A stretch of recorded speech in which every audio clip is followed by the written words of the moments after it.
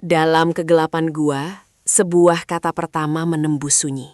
Bukan kata tentang kekuasaan, melainkan undangan. Lindungi yang lemah, tegakkan keadilan, kembali ke kemanusiaan.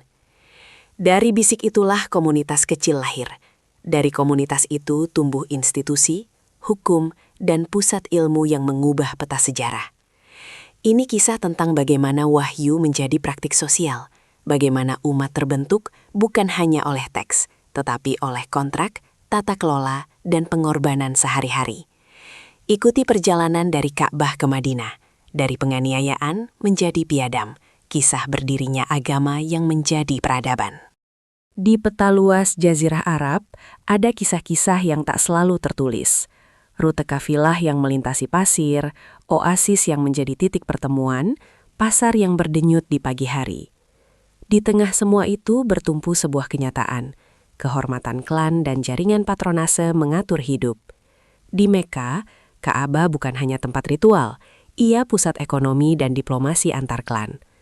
Orang memang berdagang dan beribadah, tetapi sistem sosial itu juga menyisakan celah, anak yatim yang terlupakan, perempuan tanpa pengacara di depan sengketa, orang miskin yang jadi alat tawar. Di latar itulah suara baru mulai berbisik. Seorang pedagang yang taat bekerja, dikenal karakternya yang tenang dan adil, menerima amanah wahyu dan perlahan-lahan memanggil kaum ke tanggung jawab kolektif. Wahyu awal bukan manifesto politik, ia garis etika. Jangan zolimi, jangan lecehkan, ingat mereka yang tak bersuara. Di pasar, beberapa mendengar dan tersentuh, beberapa menertawakan. Reaksi keras elit muncul karena ajakan itu menggoyang tatanan keuntungan. Bagaimana tidak, menuntut perlindungan bagi yatim terasa seperti menyentuh sumber kekayaan. Bab ini merekam ketegangan awal, iman yang muncul di antara unta dan pedagang, panggilan moral yang menantang praktik lama, dan benih-benih komunitas yang akan diuji oleh penolakan dan solidaritas. Dakwah bermula dari pertemuan kecil, rumah, sudut pasar, malam di bawah langit. Mereka yang terpinggirkan datang, budak, yatim, sedikit orang miskin yang butuh kata yang meneguhkan. Di tengah tawa dan ejekan dari elit kuasa, komunitas kecil itu belajar membagi makanan, pengetahuan, perlindungan. Dakwah bukan sekedar prediksi, ia praktek, menolong tetangga, menengahi sengketa, memberi teladan doa dan puasa sebagai disiplin moral. Respon elit makin keras, boikot ekonomi, pelecehan, rencana isolasi. Tekanan ini memaksa komunitas untuk membangun mekanisme internal, daftar bantuan, tempat perlindungan bagi yang diusir, aturan sederhana untuk persaudaraan. Mereka belajar bahwa transformasi sosial memerlukan struktur, bukan hanya semangat. Bab ini menandai proses pembelajaran organisatoris, etika yang berubah menjadi kebiasaan kolektif, ritual yang memupuk disiplin, dan solidaritas yang diuji dengan krisis. Ketika ancaman memuncak, sebagian anggota komunitas melakukan langkah yang menentukan sejarah, hijrah ke Medina. Hijrah bukan pelarian semata, ia adalah lompatan menuju eksperimen sosial, sebuah kota menerima pengungsi, dan menegosiasikan kontrak baru. Piagam Madinah lahir dari kebutuhan mendesak, bagaimana mengatur hak dan kewajiban antar kelompok berbeda, Muslim, Yahudi, dan suku setempat demi keamanan dan tata hidup bersama. Piagam itu praktis, tanggung jawab pertahanan, perlindungan minoritas, aturan kompensasi, mekanisme arbitrase sengketa. Dari kontrak ini muncul struktur administrasi, hakim okal, wakaf awal, mekanisme distribusi zakat. Bukan sebagai birokrasi berat, melainkan perangkat untuk menjamin martabat. Bab ini menekankan transisi penting, keyakinan rohani bertemu kebutuhan hukum administratif. Agama mulai menjadi basis legitimasi pemerintahan yang juga harus efektif mengelola kehidupan material. Menjadi entitas politik memaksa komunitas berhadapan dengan dinamika kekuasaan. Pertempuran, blokade, negosiasi, semuanya menguji keseimbangan antara ekspansi dan keadilan. Kemenangan di medan tempur tidak berarti legitimasi moral otomatis. Bagaimana sumber daya didistribusikan setelah kemenangan menentukan citra penguasa. Pada saat yang sama, diplomasi, perjanjian perdagangan, aliansi pernikahan, kesepakatan dengan suku lain menjadi alat stabilisasi. Kisah ini menyorot dilema pelik. Kapan hukum darurat berlaku, bagaimana memperlakukan tawanan, bagaimana melindungi warga sipil pada masa konflik. Di Madinah, keputusan administratif seperti pengelolaan zakat, gaji tentara, dan pengaturan pos perbatasan menjadi bagian tak terpisahkan dari misi rohani. Bab ini menegaskan, agama sebagai kekuatan sosial membutuhkan kapasitas tata kelola, integritas, akuntabilitas, dan mekanisme pengawasan. Agar wahyu tidak menguap, perlu ada penjagaan teks dan transmisi ilmu. Dari tradisi lisan muncul kebutuhan menulis, scribes yang menyalin wahyu, majelis penghafal, dan pengujian periwayatan.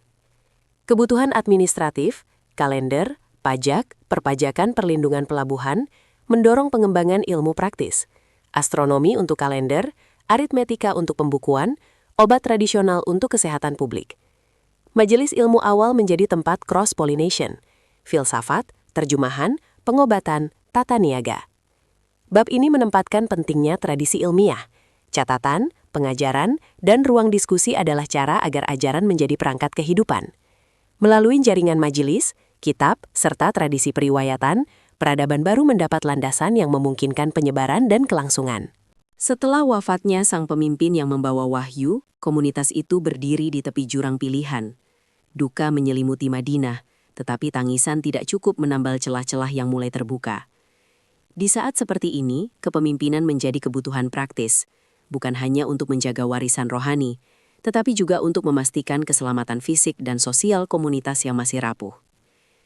Pilihan pemimpin pertama pasca wafat bukan proses tanpa kontroversi. Musyawarah terjadi, perdebatan sunyi berlangsung di ruang-ruang tamu, dan masyarakat menyaksikan bahwa legitimasi harus berdiri di atas kepercayaan, bukan ikatan darah semata. Ketika nama yang dipilih naik, tugas itu terasa berat, menghimpun yang tercerai, mengatur zakat yang terganggu, dan menjaga agar kelompok-kelompok yang terguncang tidak lalu berpisah. Ancaman pertama yang dihadapi bukanlah invasi asing, melainkan disintegrasi internal. Beberapa kabilah yang pernah tunduk menganggap janji solidaritas tak lagi mengikat. Ada pula kelompok yang menolak kewajiban zakat. Bila tak dikelola, potensi fragmentasi jangka panjang mengancam kelestarian komunitas. Disinilah tindakan konsolidatif menjadi penting. Keputusan tegas diambil untuk memastikan bahwa perjanjian sosial yang baru bukanlah hanya kata-kata di atas kertas, melainkan kewajiban yang dipertahankan. Perang Riddah adalah ujian ini dalam bentuk paling keras. Bentrokan-bentrokan berlangsung bukan karena ambisi ekspansi, melainkan karena soal amanah kolektif. Apakah perjanjian akan ditaati atau dijadikan opsi ketika menguntungkan? Menghadapi pemberontakan ini, langkah-langkah militer dilengkapi oleh upaya administrasi, daftar upah, pembagian tugas, dan prosedur penegakan hukum untuk menunjukkan bahwa negara muda ini mampu menjaga hak dan kewajiban. Konsolidasi bukan semata menang perang, ia membangun kembali kepercayaan publik. Pada permukaan lain yang tak kalah penting, pengumpulan naskah wahyu menjadi agenda praktis yang menyelamatkan pedoman spiritual dari hilangnya penghafal di medan perang. Melahirkan mushaf awal bukan hanya pekerjaan teknis, itu adalah tindakan menjaga kontinuitas identitas. Abu Bakar dan para penolongnya melihat bahwa apabila teks suci terpecah antara versi lisan yang berbeda, kelemahan permanen akan muncul. Tindakan administrasi ini, meski tampak sepele, menjadi pondasi kelangsungan. Bab ini menegaskan pelajaran awal.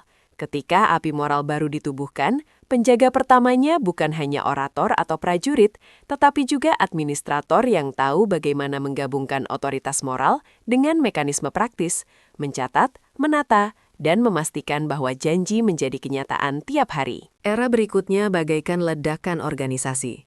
Di bawah figur yang tegas, komunitas yang semula bertahan kini berubah menjadi entitas pemerintahan yang sadar akan skala.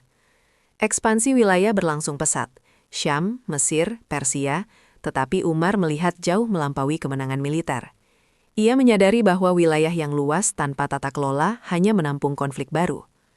Langkah pertama adalah merancang struktur administratif yang bisa bertahan.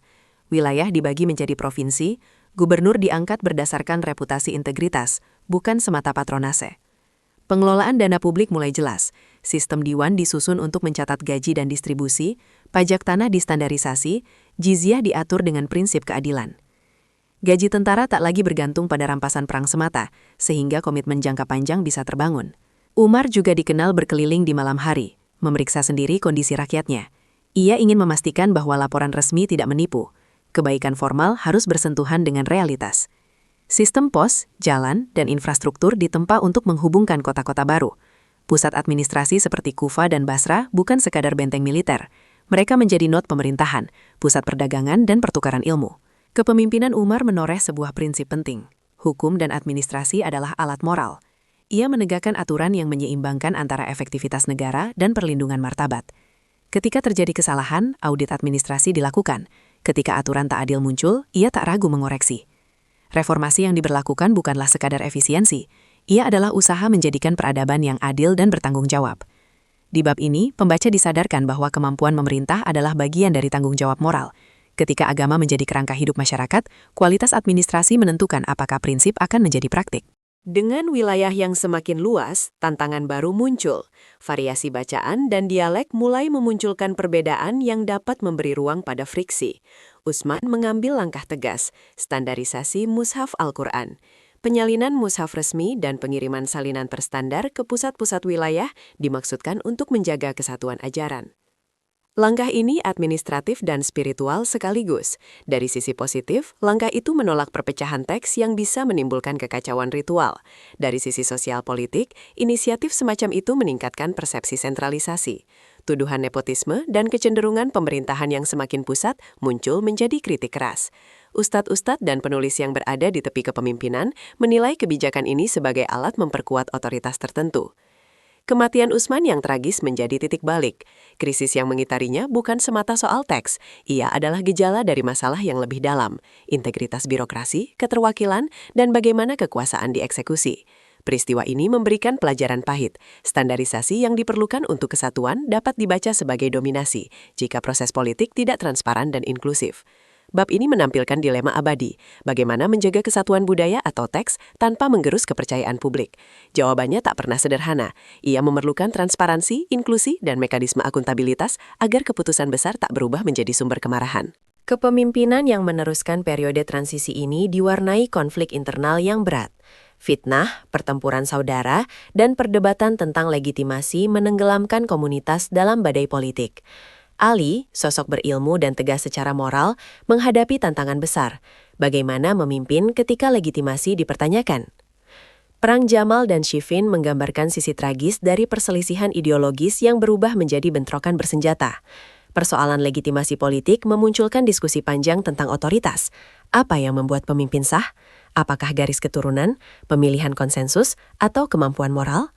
Konflik membuka ruang pengembangan tradisi hukum, kebutuhan akan norma jurisprudensi yang meyakinkan masyarakat dan membatasi kekerasan politik. Dari masa itu muncul tradisi diskursus hukum yang lebih matang, ijtihad, argumentasi, dan usaha memahami prinsip-prinsip universal yang bisa diaplikasikan pada konteks baru. Krisis bukan hanya luka, ia juga memunculkan refleksi akademis.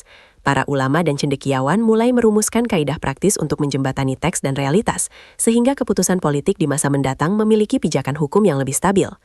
Bab ini menonjolkan ketegangan antara ideal iman dan dinamika politik, bahwa pembentukan norma hukum adalah proses panjang, seringkali lahir dari konflik, namun juga perlu diarahkan oleh prinsip etis yang kuat. Perubahan model kepemimpinan dari khalifah yang dipilih melalui musyawarah ke dinasti membawa dimensi baru. Bani Umayyah memindahkan pusat gravitasi ke Damaskus, administrasi menjadi lebih birokratis dan terpusat. Bahasa Arab semakin dipakai sebagai bahasa administrasi universal. Peralihan ini memberi stabilitas dalam jangka panjang, namun juga menimbulkan pertanyaan legitimasi baru, apakah kekuasaan kini diwariskan atau tetap didasarkan pada nilai moral dan ketaatan. Di bawah Umayyah, struktur pemerintahan kian profesional, infrastruktur militer dikuatkan, dan pengelolaan pajak menjadi lebih sistematis. Namun sentralisasi menyebabkan jarak antara pusat dan provinsi. Perubahan kebijakan sering ditentukan oleh kepentingan istana, bukan kebutuhan lokal. Kecenderungan sentralisasi menyediakan efisiensi administrasi, tetapi mengundang kritik karena mereduksi partisipasi masyarakat dalam kebijakan. Bab ini menyorot keseimbangan sulit antara kebutuhan stabilitas institusional dan hak partisipasi publik. Transformasi menjadi kekuasaan imperial efektif untuk mengelola wilayah luas, tetapi menuntut akuntabilitas baru agar tidak mengangkat dominasi atas legitimasi. Perpindahan pusat ke Baghdad di bawah Abbasiyah membuka era lain. Transformasi dari kekuatan administratif menjadi pusat kebudayaan ilmiah. Bait al-Hikmah menjadi simbol, tempat terjemahan, studi, dan intelektual yang menggabungkan ilmu Yunani, Persia, dan India. Disinilah sekumpulan cendekia memformulasikan aljabar, astronomi, kedokteran, dan pendekatan ilmiah yang sistematis. Kemajuan intelektual ini tak lepas dari dukungan institusional, perpustakaan, patronase ilmiah, dan jaringan perpustakaan yang melintasi wilayah. Pendidikan menjadi lembaga formal dengan guru dan murid, kurikulum, dan disiplin ilmu. Perdagangan intelektual ini juga menjadi jembatan budaya. Para sarjana menerjemahkan, menyunting, dan menyebarkan ide. Bab ini menegaskan bahwa peradaban yang tahan lama bukan hanya soal politik. Ia soal kemampuan membangun tradisi ilmiah yang menjaga, menguji, dan mengembangkan pengetahuan demi kebaikan bersama. Transformasi ini memberikan warisan penting, metode ilmiah, rasionalitas, dan rasa ingin tahu sistematis. Seiring rumitnya masalah sosial dan hukum, muncul kebutuhan norma interpretatif yang lebih formal. Mazhab-mazhab fiqh berkembang, Hanafi, Maliki, Syafi'i, Hanbali, masing-masing dengan metodologinya sendiri. Perdebatan tentang ijtihad, qiyas, dan ijma menjadi pusat pembentukan hukum praktis. Hakim-hakim dilatih untuk menerjemahkan prinsip umum ke kasus konkret. Perumusan mazhab bukan soal dogma yang mengunci, melainkan respons praktis terhadap kebutuhan beragam masyarakat. Misalnya, trade law di kawasan Mediterania memerlukan aturan konkret tentang kontrak, kepemilikan, dan litigasi lintas budaya. Hukum keluarga mengintegrasikan norma sosial dengan perlindungan hukum, dan hukuman pidana dirumuskan agar proporsional serta memberi jalan untuk restitusi. Bab ini menunjukkan pentingnya institusi juridis, pengadilan, pembentukan hakim, serta pendidikan hukum. Mereka menjadi mekanisme yang menegakkan keadilan dan membatasi sewenang-wenang, sehingga hukum menjadi alat pembebasan bukan penindasan. Dalam rentang waktu panjang, peradaban ini menumbuhkan jaringan ekonomi global. Jalur Samudra Hindia dan rute Laut Tengah menghubungkan kota pelabuhan. Pedagang Muslim menjadi penghubung antara Asia, Afrika, dan Eropa. Instrumen perdagangan awal muncul, surat kredit, sistem escrow, dan jaringan agen yang menjamin keamanan perdagangan. Perdagangan bukan hanya soal komoditas, ia menyebarkan ide dan teknik, pembuatan kapal, navigasi, sistem perbankan sederhana. Kota-kota pelabuhan menjadi melting pot budaya, bahasa, makanan, teknologi, dan norma ekonomi berpindah tangan. Wakaf sosial, salah satu inovasi penting, menyediakan sumber pembiayaan infrastruktur pendidikan dan kesehatan, model keberlanjutan sosial yang independen dari negara. Bab ini menegaskan bahwa ekonomi yang teratur memungkinkan stabilitas sosial. Ketika perdagangan berjalan adil, pajak dikelola transparan, dan instrumen keuangan berkembang, masyarakat bisa membiayai pendidikan dan layanan publik yang memperkuat peradaban. Peradaban ini mengekspresikan dirinya dalam bentuk visual, masjid yang megah, kaligrafi yang menjadi seni luhur, arsitektur yang menyatu dengan fungsi sosial. Estetika non-figural menjadi ciri khas di ruang-ruang ibadah. Motif geometris dan arabeske memperlihatkan harmoni dan ketertiban. Wakaf muncul sebagai instrumen kultural. Tanah, pasar, atau penghasilan dipersembahkan sebagai sumber dana untuk madrasah, rumah sakit, dan perpustakaan. Ini menciptakan jaringan lembaga sosial yang bersifat jangka panjang, sumber daya non-pemerintah yang menopang pendidikan dan pelayanan kesehatan. Bab ini memperlihatkan bagaimana seni dan institusi pendanaan berkolaborasi. Arsitektur memberi ruang untuk praktik sosial, seni memberi identitas, wakaf memberi kesinambungan. Menutup narasi besar ini bukan soal menutup lembar sejarah, tetapi mengambil pelajaran. Agama yang menjadi basis peradaban mampu memengaruhi hukum, administrasi, sains, dan kesejahteraan publik. Prinsip-prinsip awal, perlindungan bagi yang lemah, tanggung jawab kolektif, akuntabilitas pemimpin, terbukti relevan. Dalam konteks modern, pelajaran itu bisa diterjemahkan menjadi kebijakan perlindungan sosial, wakaf sebagai mekanisme pembiayaan publik, pendidikan yang menyeimbangkan moralitas dan keterampilan praktis, serta tradisi ilmiah yang mendorong inovasi. Negara dan masyarakat dapat belajar dari pengalaman sejarah ini. Tatanan yang adil memerlukan institusi yang kuat, budaya ilmu, dan mekanisme partisipasi yang transparan. Kisah berdirinya agama Islam adalah kisah transformasi, dari wahyu yang mendesak hati menjadi praktik yang menata hidup bersama. Ini kisah tentang bagaimana kata, ketika dijaga, dikodifikasi, dan dihubungkan dengan praktik, menjadi fondasi peradaban yang berkelanjutan.